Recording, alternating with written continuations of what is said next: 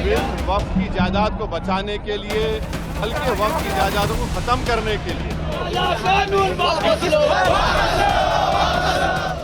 सब बर्बाद करने की तैयारी है, पूरा बर्बाद कर देंगे, कुछ छोड़ेंगे नहीं है।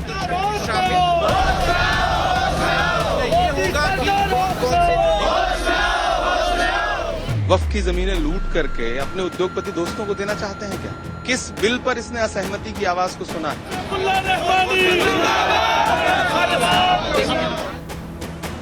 ये तस्वीर वक्फ संशोधन विधेयक के खिलाफ मुसलमानों के विरोध प्रदर्शन की है।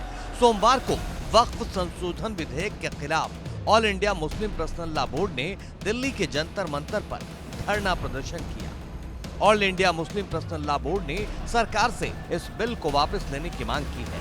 इस विरोध प्रदर्शन में AIMIM चीफ असदुद्दीन ओवैसी, कांग्रेस सांसद इमरान मसूद, IMUL सांसद ET बशीर, TMC सांसद अबू ताहिर और CPI महासचिव सैयद अजीज पाशा शामिल हुए। AIMIM चीफ असदुद्दीन ओवैसी ने कहा कि वक्फ संशोधन बिल कानून के नाम पर अराजकता फैलाने वाला है और वक्फ की सुरक्षा और पारदर्शिता के नाम पर वक्फ संपत्ति को तबाह करने और इन पर कब्जा करने की साजिश है। इसलिए हम सरकार से मांग करते हैं कि वह अपनी कार्रवाई से रुक जाए और बिल वापस ले। हमारा काम विरोध करना है, क्योंकि ये अनकॉन्स्टिट्यूशनल है। ये बिल वक्फ की जायदाद को बचाने के लिए, एनक्रोचर्स को निकालने के लिए नहीं, ना उसकी इनकम को बढ़ाने के लिए, बल्कि वक्फ की जायदादों को खत्म करने के लिए।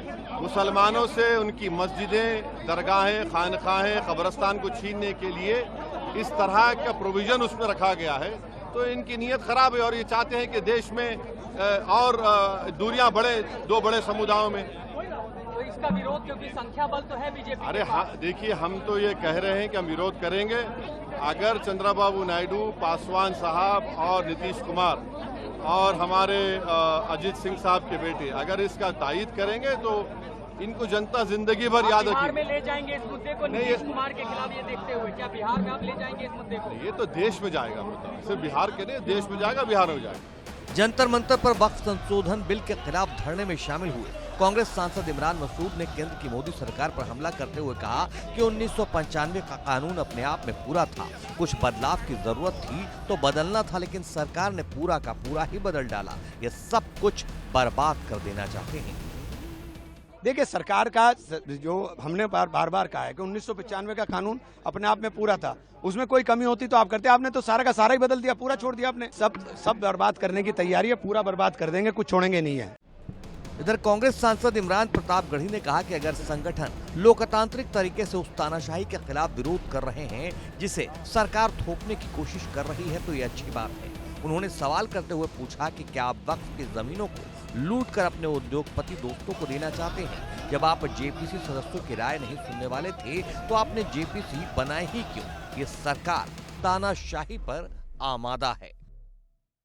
ऐसे में सरकार जो तानाशाही थोपने की कोशिश कर रही है उसके खिलाफ लोकतांत्रिक तरीके से अगर संस्थाएं विरोध कर रही हैं तो अच्छी बात है, विरोध करना चाहिए। क्योंकि सरकार क्यों तानाशाही थोपना चाहती है? वक्फ की जमीनें लूट करके अपने उद्योगपति दोस्तों को देना चाहते हैं क्या? ये सरकार असहमति की कौन सी आवाज को सुनती है? किस बिल पर इसने असहमति की आवाज को सुना है?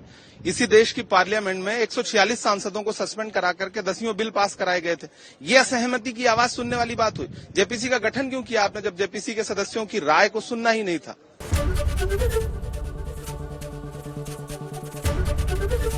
ABP गंगा, खबर आपकी, जुबान आपकी।